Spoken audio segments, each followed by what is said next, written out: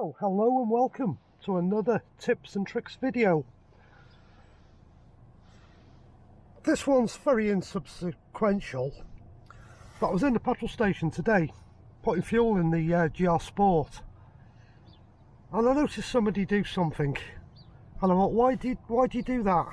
And I'll show you what I saw them do, or what they didn't do. And it was actually on a Yaris hybrid. You pop your filler cap,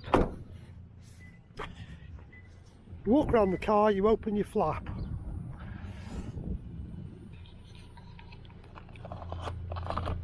you take your cap off, it's on a tether, and there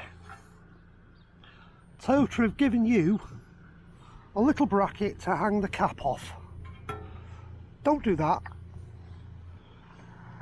Don't just let it dangle like that, you'll damage the paintwork. They've given you that for a reason. Stops the cap from damaging the paint.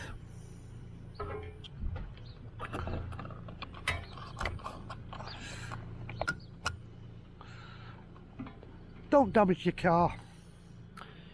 Use what you've been provided with.